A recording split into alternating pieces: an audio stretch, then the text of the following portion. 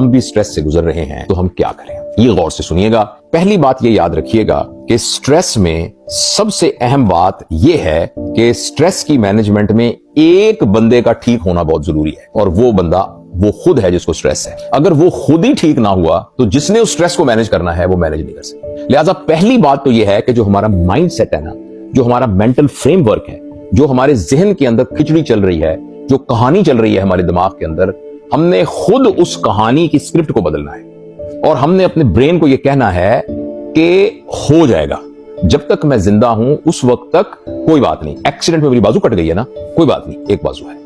कोई बात का मतलब यह है कि बात तो बहुत है, बड़ी है, लेकिन एक बाजू है। मेरे ऊपर बहुत कर्जा चढ़ गया ना, कोई बात नहीं, मैं कमा रहा हूं, मैं अपने रिसोर्सेज को मोबिलाइज कर लूंगा और मैं उसको कर लूंगा। खुदा ना खास्ता मेरा कोई प्यारा इस दुनिया से चला गया है, मेरे लिए बहुत दुख है, लेकिन मुझे बाकी लोगों के लिए जिंदा रहना है। मेरे प्यारे हैं जिनको मेरी जरूरत है, और जिनकी जिंदगी जो है वो मेरी जिंदगी के साथ मुताल्लिक है।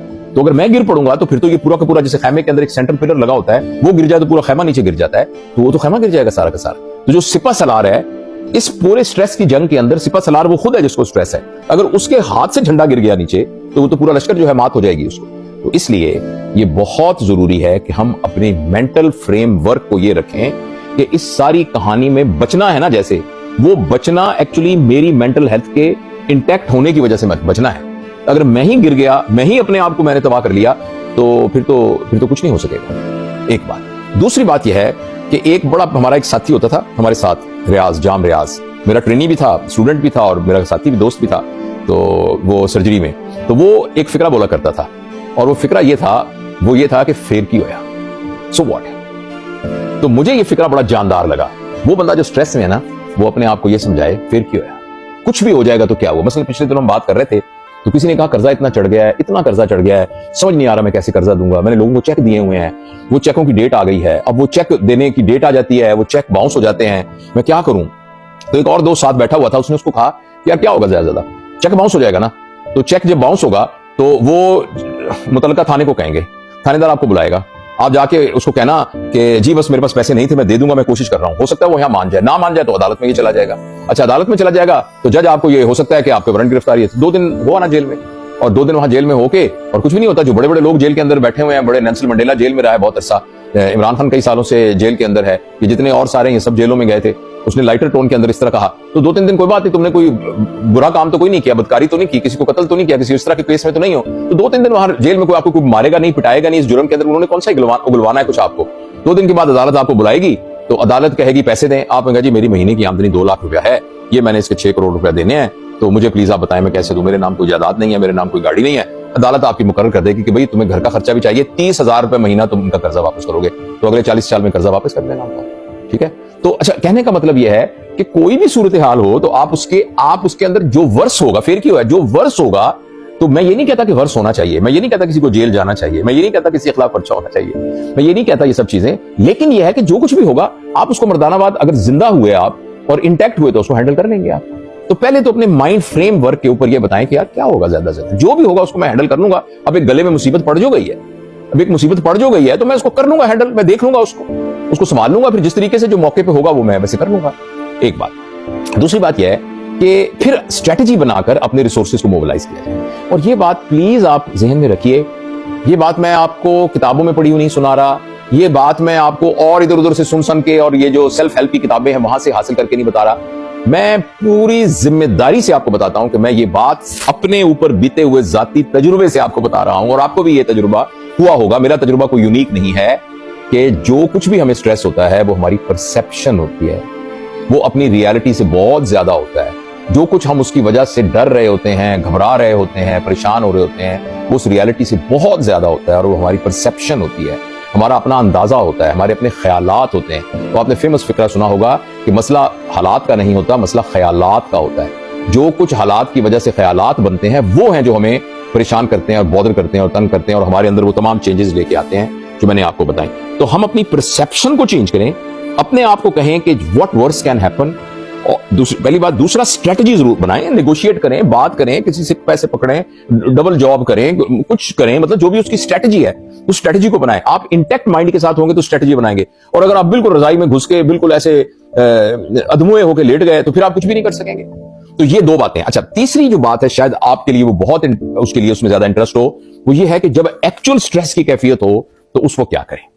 यहां मैं आपको अपना डॉक्टरी का एक इल्म और तजुर्बा बहुत जरूरी शेयर कर रहा हूं, गौर से सुनिएगा। वो ये है कि हमारे जिस्म में दो तरह के सिस्टम्स हैं। एक है सिंपैथेटिक सिस्टम, ये वो सिस्टम है जो कि स्ट्रेस की हालत में होता है, और एक और सिस्टम है जिसको हम कहते हैं पैरासिंपैथेटिक सिस्टम। इस सिस्टम को अंग्रेजी में कहते हैं कि ये सिस्टम है system of peace, calmness and tranquility. ये सुकून, आराम और तहम्मुल वाला सिस्टम है। ये वो सिस्टम है जिसके जरिए हमारा जिस्म अपने आप को रिलैक्स करता है। जब हम पेशाब करते हैं, जब हम पखाना करते हैं, तो ये पैरासिम्पैथेटिक सिस्टम के जरिए ये खराज होता है, ताकि जिस्म इससे हल्का हो जाता है, रिलैक्स हो जाता है। जब ये सिस्टम इंटैक्ट होता है तो हमारे दिल की धड़कन स्लो होती है। जब ये सिस्टम इंटैक्ट होता है हम गहरे सांस लेते हैं, मगर सांस एक मिनट में कितने सांस लें वो कम होते हैं, मगर गहरे सांस होते हैं। और हमारा जिस्म काम होता है, क्वाइट होता है, और वो मेटाबॉलिज्म में, एनाबॉलिज्म में होता है, यानी ग्रोथ हो रही होती है, डेवलपमेंट हो रही होती है। और ये सिस्टम अनकॉन्शियसली काम करता है। यानी आप दिल की धड़कन को खुद तेज कम तो नहीं कर सकते ना, खून के शरियानों को खुद सुकेड़ और फुला नहीं सकते हैं, लेकिन गौर से सुनिएगा, इस सिस्टम को अपने हाथ में रखने की एक चाबी मौजूद है। और अगर वो हमें चाबी का पता लग जाए तो हम स्ट्रेस की हालत में वो ताला खोल सकते हैं, जिसमें से आराम, सुकून, चैन और कामनेस आ जाएगी। वो कैसे? वो इस तरह कि पैरासिम्पैथेटिक सिस्टम में जो सबसे अहम नर्व है, वैसे तो पूरा सिस्टम है पूरी बॉडी में, मगर एक अहम नर्व है, उसका नाम आपने सुना होगा, वैगस नर्व। ये हमारे जिस्म की एक लंबी तरीन नर्व है, जो कि हमारे दिमाग से शुरू होती है, यहां से दोनों तरफ होती है, किस तरफ है, किस तरफ, और यहां से हमारी गर्दन से होती हुई हमारी चेस्ट में जाती है। चेस्ट में जाकर ये नर्व हार्ट को सप्लाई करती है, ये लंग को सप्लाई करती है, और फिर ये पेट में चली जाती है, और पेट में जाकर जिगर को सप्लाई करती है, स्प्लीन को करती है, पैंक्रियास को करती है, फिर अंतड़ियों को करती है। अंतड़ियों को बिल्कुल पखाने के बड़ी आंत के आखिरी एक तिहाई यानी कोलोन के अलावा बाकी सारी छोटी आंत बड़ी आंत को ये सप्लाई करती है। यानी कि इतनी बड़ी, इतनी लंबी नर्व है। और ये नर्व जो है ये कनेक्शन कायम करती है अंतड़ियों का दिमाग से, दिल का दिमाग से, फेफड़ों का दिमाग से, जिगर का दिमाग से, इनसे एक कनेक्शन जारी करती है। लिहाजा जब भी हमारा दिमाग गड़बड़ में होता है, स्ट्रेस में होता है, तो ये सारे के सारे निजाम मुतासिर होते हैं। और जब ये नर्व स्टिमुलेट होती है तो उसके वक्त उसकी वजह से हमारी अंतड़ियों का निजाम बिल्कुल ठीक हो जाता है, ब्रेन को बहुत अच्छे सिग्नल मिलते हैं, और हमारा दिल जो है वो तहम्मुल से धड़कना आज प्रॉपर तरीके से धड़कता है, और हमारे जो फेफड़े हैं वो ज्यादा ऑक्सीजन लेकर जाते हैं, और डीप ब्रीदिंग होती है। ठीक है, तो अब ये जो वागस नर्व है, इस वागस नर्व को हम एक ट्रिक के साथ स्टिमुलेट कर सकते हैं। लिहाजा आप इमेजिन करें कि मैं स्ट्रेस में हूं, एकदम मुझे ख्याल आया और दिल मेरा धड़कना शुरू हो गया है, नींद का मुझे मसला हो रहा है, और मेरे हाथ पैर कांप रहे हैं, पसीना मुझे बहुत ज्यादा आ रहा है, बार बार पेट में गुड़गुड़ हो रही है, बार बार वॉशरूम जाने की जरूरत है, बहुत ज्यादा हवा खारिज हो रही, फ्लैचुलेंस, सारी स्ट्रेस के ये सिम्टम्स हैं और बड़े सालों से ऐसा हो रहा है। तो आप एक तरीके से अपनी वैगस नर्व को स्टिमुलेट कर सकते हैं, और वो ये है कि आप लंबे सांस लेना शुरू कर दें। यानी आपको अचानक स्ट्रेस हुआ है, पैनिक अटैक हुआ है, उठें और लंबे सांस लेना। और उसके लिए एक बड़ा फार्मूला है 4-7-4 का। 4 सेकंड में हवा अंदर लेके जाएं, 7 सेकंड उसको अंदर रखें, और 13 सेकंड, सॉरी 4-7-13, और 13 सेकंड में उसको बाहर निकालें।